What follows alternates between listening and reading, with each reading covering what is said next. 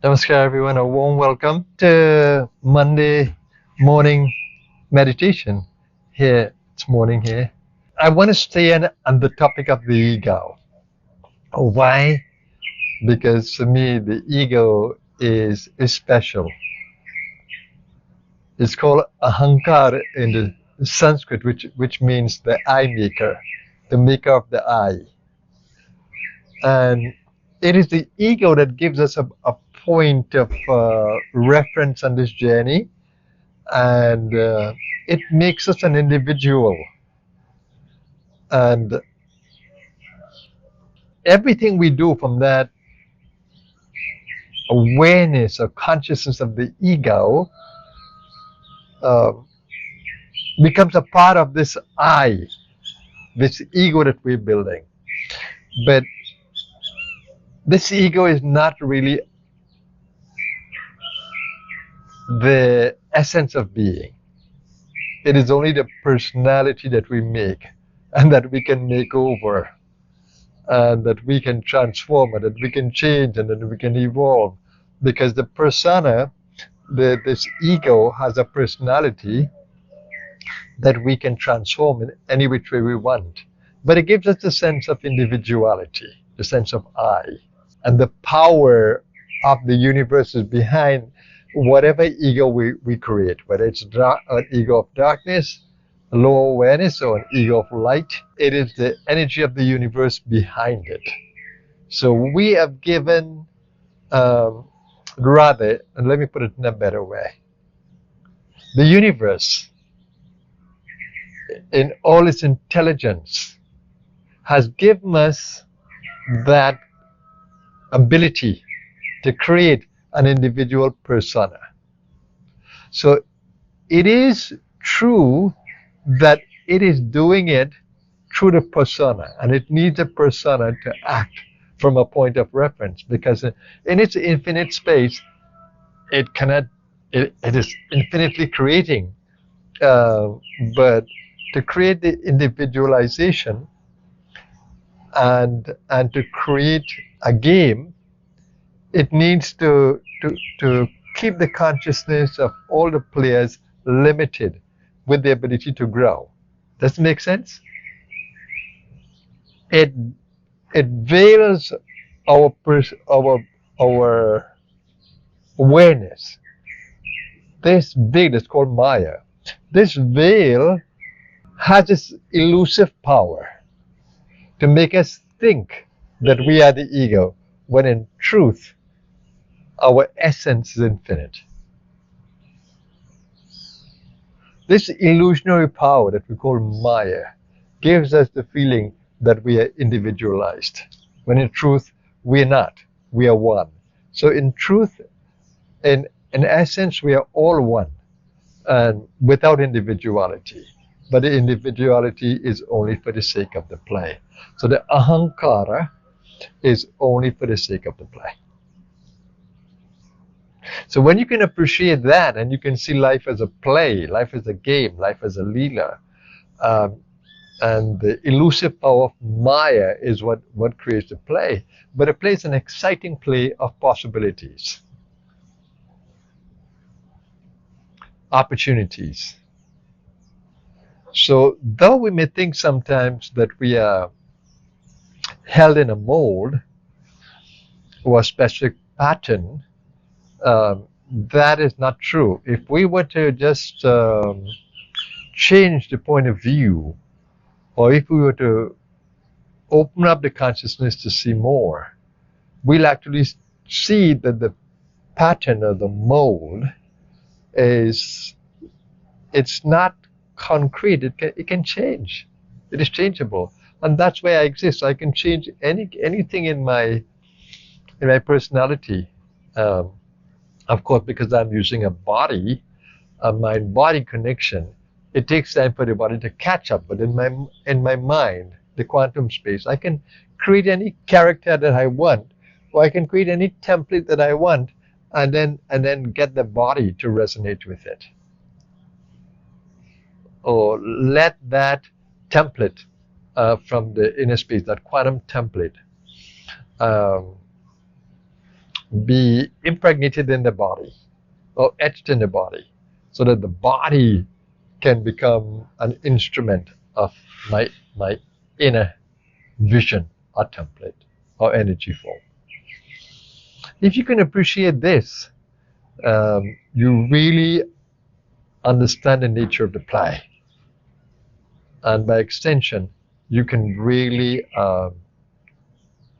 play or work the play to elevate your individuality, give your individuality more awareness, until you can actually begin to feel that my ego is only an instrument of the universal power of oneness. And that's the end game. When we realize it's all a play and we become the consummate player. And in Sanskrit, in the Shiva Sutras, in a sutra, a very little terse statement, brief statement, profound statement, it says that Nartakatma, that the self within is a play and the stage of life.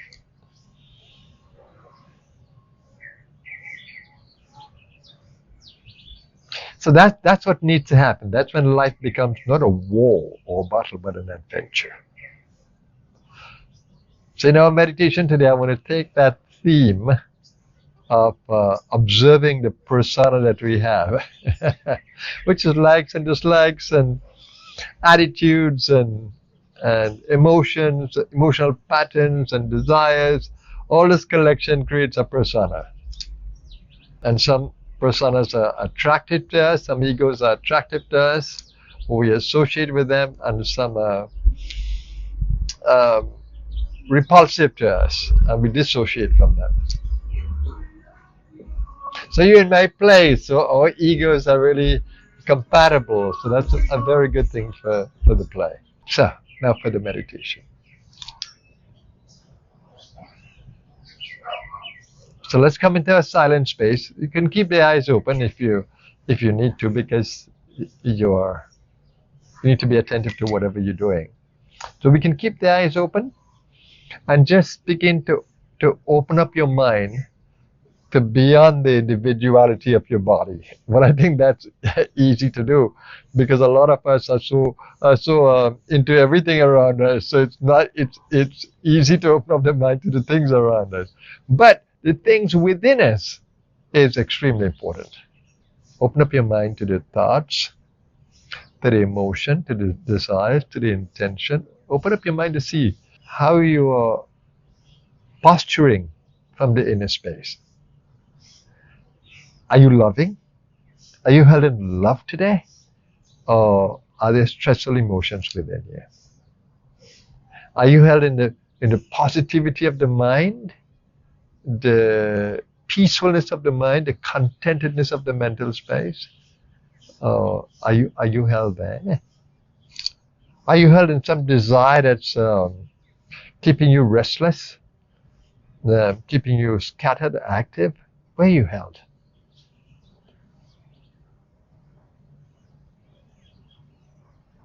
So try to come into that quiet space where we can feel our togetherness, where we can feel the divine is the power that holds us in display. And the divine is ever with us. There is no moment that the divine is not with us, because in fact that we are divine. We are sparks of the divine fire.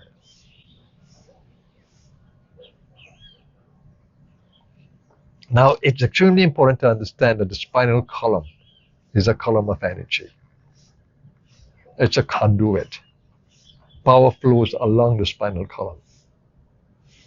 The spinal column is a mechanical structure, a biological structure. And that gives us flexibility, allows us to bend and to move and to twist, allows us to keep the body erect.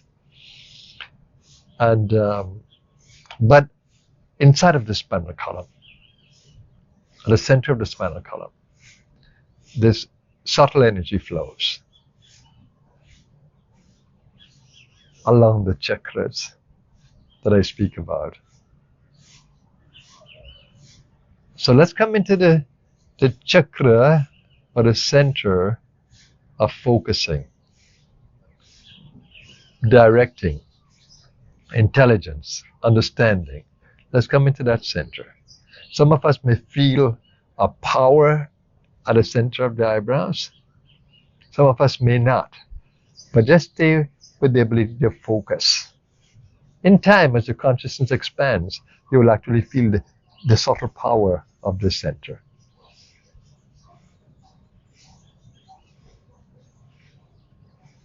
And what I try to do is to inspire your expansion in consciousness, your ability to see more. So focusing on the inner space and the outer space. Center in the mind, but center in the peacefulness of the mind. And peace is within you. Silence is within you. Focus on the silence of the mind. And just begin to become mindful of the breath. Breath away.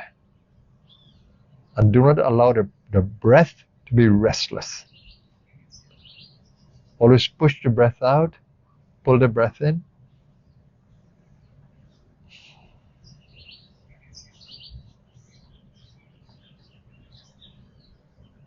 And keep a nice, gentle rhythm of breathing. What it does, it pacifies the mind. It makes the mind more quiet.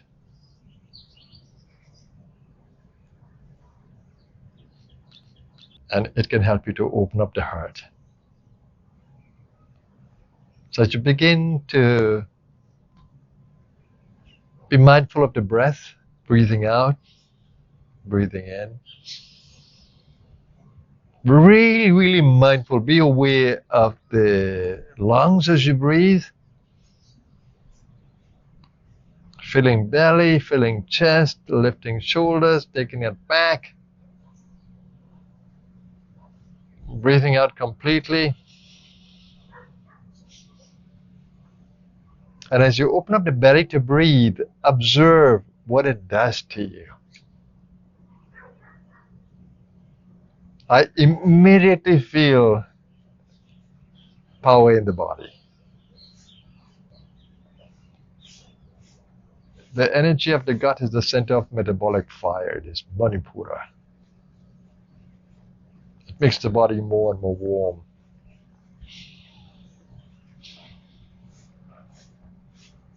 It drives the energy of movement and seeing.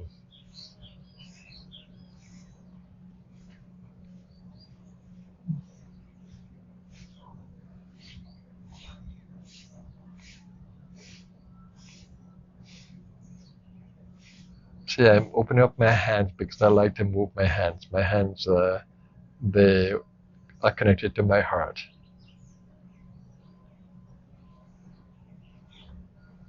And I love because it keeps me in the rhythm of the breath.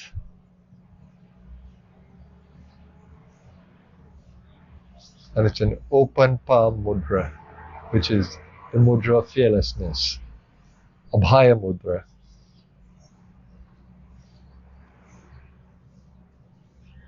I have no feeling within me to engage my fingers in any kind of other mudra. No.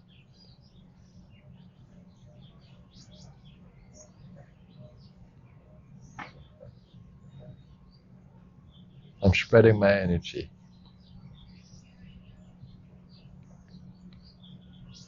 Now the rhythm of the breath becomes such a beautiful rhythm that I can truly understand what prana apana means. In the Bhagavad Gita it says, let prana flow into apana for the meditation and apana into prana. And I can truly feel that consciousness of energy behind the breath. In-breath prana, out-breath apana. And I can feel it's one flowing into the other energetically. And that's a beautiful, beautiful feeling. Because it pacifies the senses.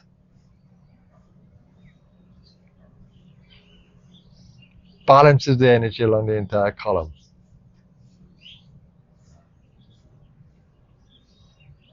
And it's absolutely beautiful.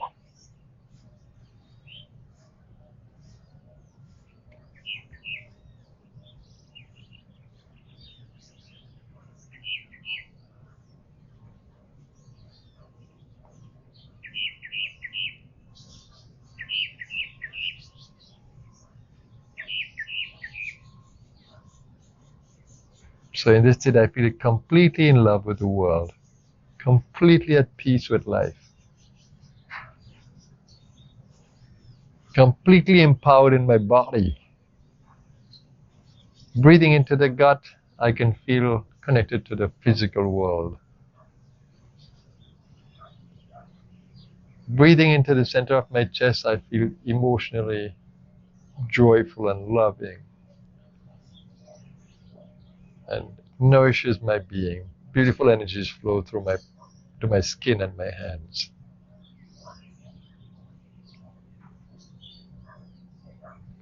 And by focusing on my brow, I nourish my brain, which is beautiful. Brow and the manas and the medulla at the back, and I can bring prana right into the brain. Those of us who have the medulla awareness, we can actually feel that when we breathe, we bring prana or nourishment to the brain.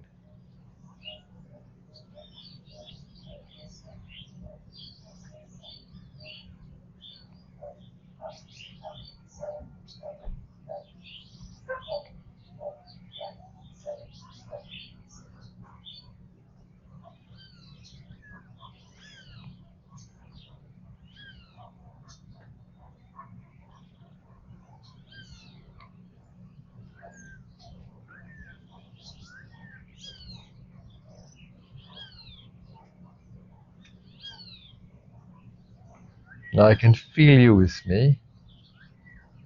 We are co-creating this marvelous space that transforms every environment, no matter where you are. It could be in the workplace, in the kitchen, in the garden, in your car, in a vehicle.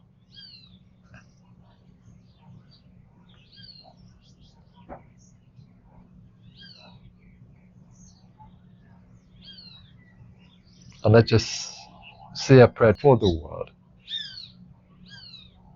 May all beings be happy. May all of life be filled with peace, love, and harmony.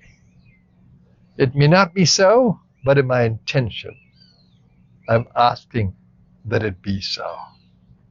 That a light from within manifest and grow. Even if it's now awakening, even if it's now seeking to be awakened, may it be awakened. May it grow. May that light grow. And may there be peace, love, and harmony in our world. And may we humankind, soul in the body, may we humankind coexist with all of life. All of life. The trees, the birds, every form of animal, every creature on the earth, whether on the earth, beneath the earth, or above the earth.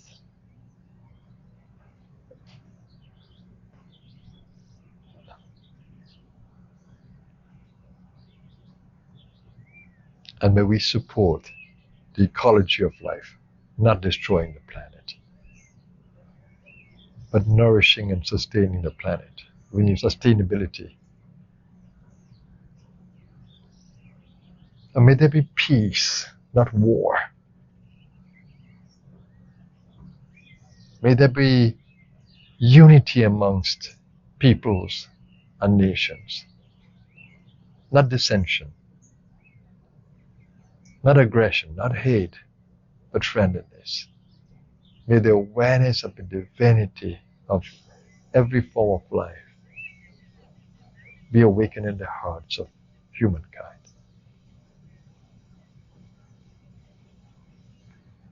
And may we hold our bodies and every cell. We have so much individuality within the body. Blood cells, bone cells, liver cells, spleen cells, kidney cells. We have so much individuality. May every cell within me thrive, be nourished.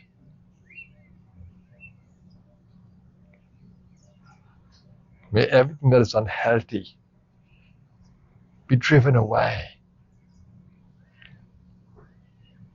May that power of the universe that we revere, we respect, and we honor Om Trayambakam Yajamahe. May it nourish us with its energy, and may we thrive. May we grow. Sugandhim Pushti Vardhanam. And just as the ripened gourd fall off the vine, may everything that is unhealthy within us, attachments, and even the fear of death, mortality, fall away. Urvaru kamefa bandhanan. Mrityur mokshiya. And please grant me, O universe, the awareness of immortal consciousness. Take me away from the mortality. Let me feel your immortal self within me. Mamritat, Mamritat, Mamritat. Om Shanti, Shanti, Shanti.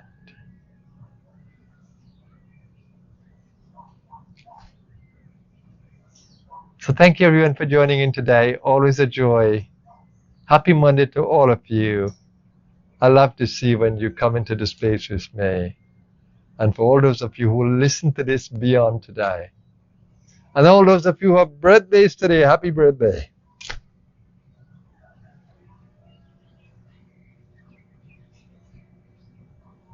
Let's work towards transforming our world.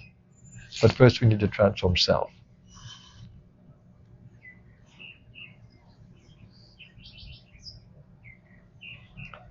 We're coming to the end of the calendar year.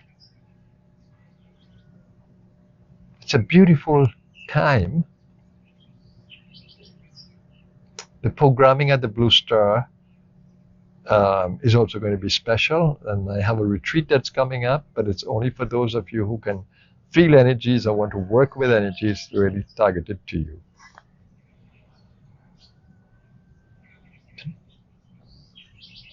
I'll show you how to deepen your meditation practice through the secrets of Kundalini Mahayoga. So I'm looking forward to that. I'm looking forward to the year-end satsang, which we haven't had in a long time. I'm looking forward to you being with us. And of course, Christmas morning meditation where we honor the Christ consciousness. It is a season of celebrating the birth of the Christ consciousness on earth.